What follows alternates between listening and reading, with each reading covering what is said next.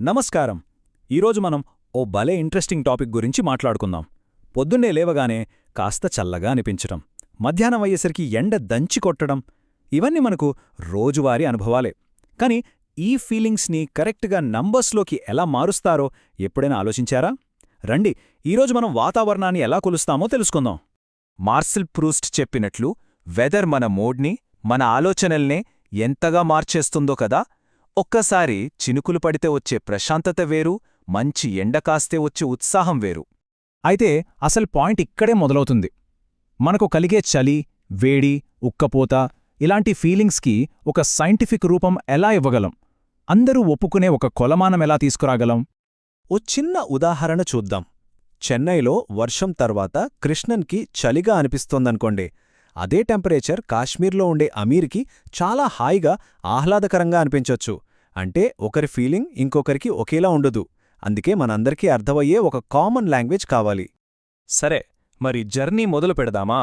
ఒక ఫీలింగ్ని ఒక సైంటిఫిక్ ఫ్యాక్ట్గా ఎలా మార్చారో ఈ సెక్షన్లో చూద్దాం. అసలు ఈ వాతావరణం అంటే ఏంటి? సింపుల్గా చెప్పాలంటే ఒక పర్టిక్యులర్ టైంలో, ఒక పర్టిక్యులర్ ప్లేస్లో మన భూమి చుట్టూ ఉన్న గాలి ఎలా ఉంది అని చెప్పడమే వాతావరణం. మన భూమి చుట్టూ ఉన్న గాలిని ఓ పెద్ద కేక్లాగా ఊహించుకోండి. దాంట్లో చాలా లేయర్స్ ఉంటాయి.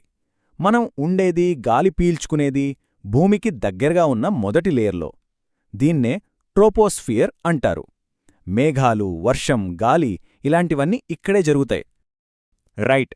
మరి ఈ వాతావరణం అనే మిస్టరీని ఛేదించాలంటే కొన్ని క్లూస్ కావాలి కదా. ఆ కీలకమైన క్లూస్ ఏంతో చూస్తేనే మనం దాన్ని కొలవగలం. వాతావరణాన్ని స్టడీ చేసే సైంటిస్టులు ముఖ్యంగా 5 విషయాల్ని కొలుస్తారన్నమాట. అవేంటంటే ఉష్ణోగ్రత అంటే వేడి లేదా చలి ఎంతుందో చెప్పేది, అవపాతం అంటే వాన లేదా మంచు, వాతావరణ పీడనం గాలి, ఇంకా గాలిలో ఉండే తేమ. మరి ఈ క్లూస్ని కొలవడానికి ఏమేం టూల్స్ వాడతారో తెలుసుకోవాలి కదా. ఇది వాళ్ళ టూల్ కిట్ లాంటిదన్నమాట. చాలా ఏళ్ల క్రితం ప్రజలు వెదర్ని అంచనా వేయడానికి ప్రకృతిని గమనించేవారు. చీమలు తమ గుడ్లను పైకి మోసుకెళ్తున్నాయంటే వాన వస్తుందని, లేదా పైంచెట్ల కాయలు మూసుకుంటే వర్ష సూచనాని ఇలా అర్థం చేసుకునేవారు. కాని ఆ పాత పద్ధతుల కన్నా చాలా ఖచ్చితమైన పద్ధతులను మనకు సైన్స్ ఇచ్చింది, అద్భుతమైన పరికరాలను అందించింది. మొదటిది టెంపరేచర్. దీన్ని థర్మామీటర్తో కొలుస్తారు. సెల్సియస్లో గాని, ఫారెన్హీట్లో గాని. ఇక్కడ ఈ టేబుల్ చూడండి. ఒక రోజులో రికార్డైన మ్యాక్సిమం, మినిమం టెంపరేచర్లు ఉన్నాయి. ఈ రెండింటి మధ్య తేడాని టెంపరేచర్ రేంజ్ అంటారు.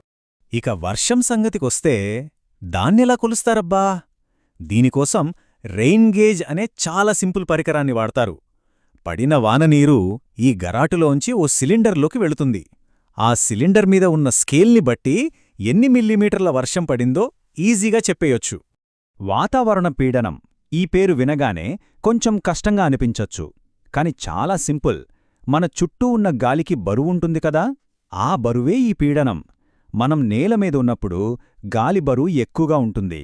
అదే ఈ చిత్రంలోలాగా కొండలపైకి వెళితే గాలి పల్చగా అయిపోతుంది, అంటే బరువు తగ్గుతుంది. అందుకే అక్కడ గాలి పీల్చుకోవడం కొంచెం కష్టంగా ఉంటుంది. ఈ గాలి బరువుని అంటే పీడనాన్ని బేరోమీటర్ అనే మెషిన్తో కొలుస్తారు. దీని యూనిట్ మిల్లీబార్లు. సముద్రమట్టం దగ్గర సాధారణంగా 10-13 మిల్లీబార్లు ఉంటుంది. ఒకవేళ పీడనం సడన్గా పడిపోతే అది తుఫానుకి సూచన కావచ్చు. ఇక గాలి విషయానికొస్తే దానికి డైరెక్షన్ ఉంటుంది, స్పీడ్ ఉంటుంది. రెండూ ముఖ్యమే. డైరెక్షన్ని విండ్ వేన్ చూపిస్తే దాని వేగాన్ని మాత్రం ఎనిమోమీటర్ కొలుస్తుంది.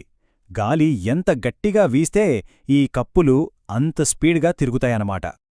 కొన్నిసార్లు గాల్లో ఏదో బరువుగా, జిడ్డుగా అనిపిస్తుంది గదా, అదే తేమ. అంటే గాలిలో ఉన్న నీటి ఆవిరి అన్నమాట. దాన్ని పర్సెంటేజ్లో కొలుస్తారు. ఇక్కడ చూడండి, పొడి వాతావరణంలో తేమ 20-40% ఉంటే, ఉక్కపోతగా ఉండే వాతావరణంలో 60-80% ఉంటుంది.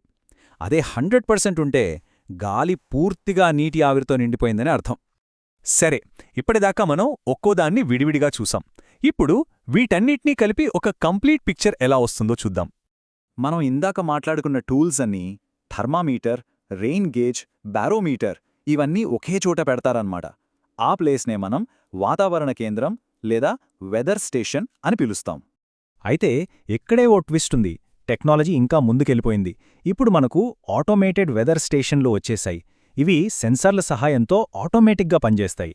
మనుషులతో సంబంధం లేకుండా టెంపరేచర్, తేమ, గాలివేగం, వాన ఇలా అన్నింటి డేటాని కరెక్ట్ టైంకి పంపిస్తాయి. మనం మొదటడిగిన ప్రశ్నకు ఇదే లేటెస్ట్ ఆన్సర్. సో చూశారు కదా, ఏదో చల్లగా అనిపిస్తోంది అనే ఒక ఫీలింగ్ దగ్గర మొదలై ఇప్పుడు ఎంత ఖచ్చితంగా వాతావరణాన్ని కొలిచే స్థాయికి వచ్చామో. కానీ అసలైన ప్రశ్న ఒకటి మిగిలుంది. ఇంత టెక్నాలజీ, ఇంత జ్ఞానం మన చేతిలో ఉంది. రాబోయే రోజుల్లో మన భవిష్యత్తుని కాపాడుకోవడానికి ఈ జ్ఞానాన్ని మనం ఎలా వాడుకోబోతున్నాం? అదే మన ముందున్న పెద్ద సవాలు.